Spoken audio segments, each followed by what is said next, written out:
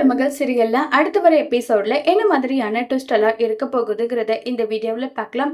தமிழ்ச்செல்வி ஏதோ ஒண்ணு பண்ணி கிட்டத்தட்ட 5 லட்சத்துக்கு மேலேயே ரெடி பண்ணிட்டாங்க. அதுக்கு மேல தமிழ்ச்செல்வியால ரூபா கூட புரட்ட முடியறதில்ல. இதை நினைச்சு தமிழ் ஒரு மாதிரி ஃபீலிங்ல இருக்காங்க.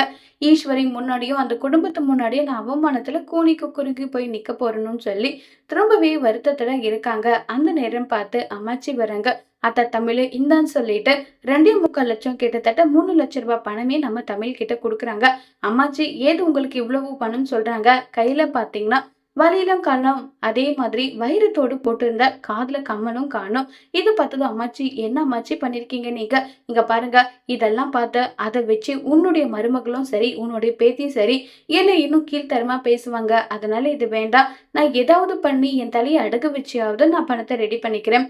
நீங்க எந்த கடையில போயிட்டு இதை அடகு வச்சிங்களோ இல்ல வித்தீங்களோ அந்த கடையிலேயே பணத்தை கொடுத்துட்டு நீங்க போட்டிருந்த தோடும் நீங்க போட்டிருந்த வலையில வாங்கிட்டு வாங்கன்னு சொல்லி தமிழ் சொல்றாங்க. அப்படின்னா இந்த குடும்பத்துல ஒருத்திய நீ என்ன பார்க்கல, வேற யாரோ மாதிரி பார்த்துட்டு இருக்க, அப்படித்தானே சொல்லு தமிழ்ன்னு சொல்லி கேக்குறாங்க.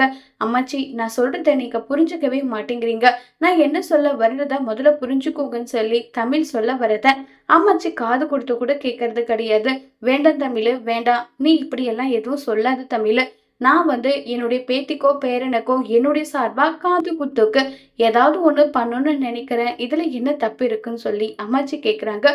உடனே வசந்தியும் சரி அதே மாதிரி செல்லப்பாண்டியும் சரி அம்மாச்சி தான் அவ்வளவு சொல்லுது இல்ல, அவங்க பெரியவங்க வயசுல அவங்க எது சொன்னாலும் சரியாதான் இருக்கும். அவங்க மனசார வாழ்த்தி ஒரு விஷயம் பண்றாங்கன்னா அது தப்பா இருக்காது.